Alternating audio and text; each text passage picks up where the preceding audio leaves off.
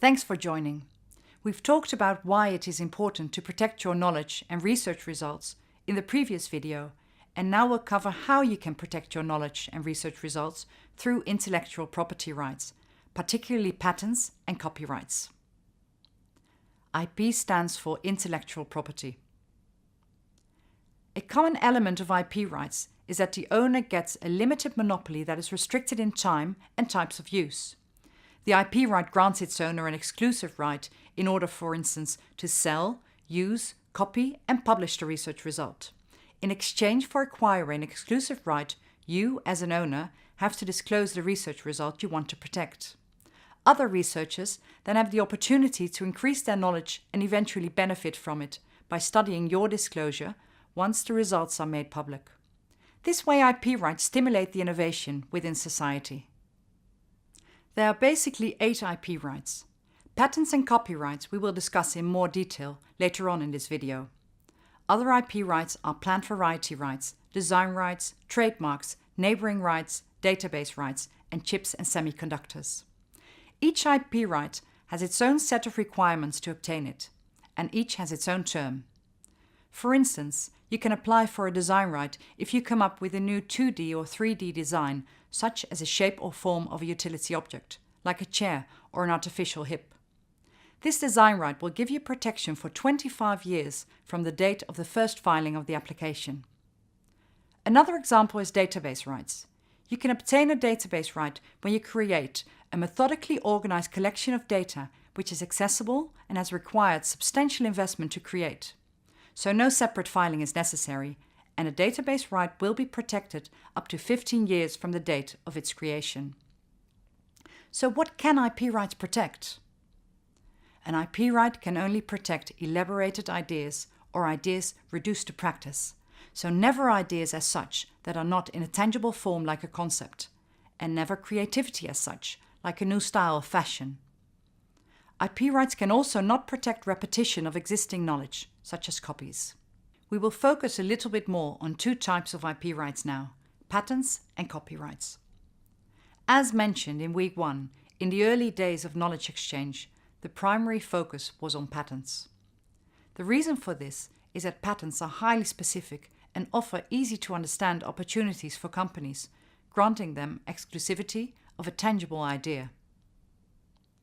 You can only apply for a patent if you come up with an invention in a technical field which is novel, that is inventive over existing technology, and that has an industrial application, like a new molecule or a new machine. If it meets the requirements, a patent is granted by a patent office, which then grants the owner 20 years of protection from the date of first filing of the patent application. The process for applying for a patent is long and can be technically challenging. Patents are territorial, meaning they are valid in individual countries or certain areas. They are generally granted by a national patent office or a regional one, like the European Patent Office.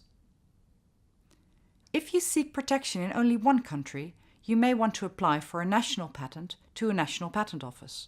After your patent is examined by the National Patent Office and finally granted, you acquire a patent that gives you exclusivity in that specific country only.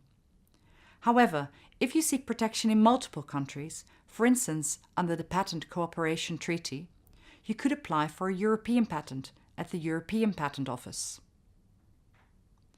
If your patent is then examined and finally granted, you do not acquire a single European patent as such.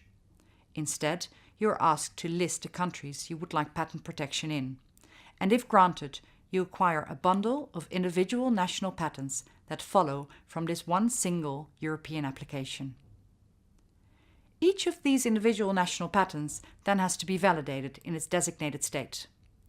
These individual national patents may then differ in protection scope depending on the outcome of the validation process and possible patent proceedings later on in each country. An advantage of a European patent over an application for a national patent at a national patent office is that there's just one single application procedure for a scope of protection in many individual countries. If you are looking for patent protection in many countries, This could therefore be more efficient and economic than applying for patents at multiple national patent offices.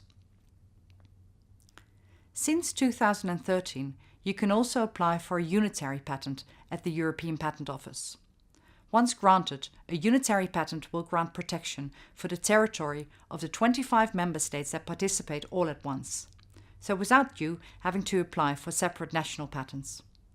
The advantage is, as with the European patent application, one single application procedure for a scope of protection in a maximum of 25 states, so even more efficient and economic.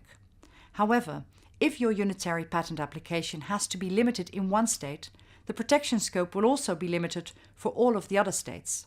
Likely, if your unitary patent is declared invalid in one state, it will be invalid in all states.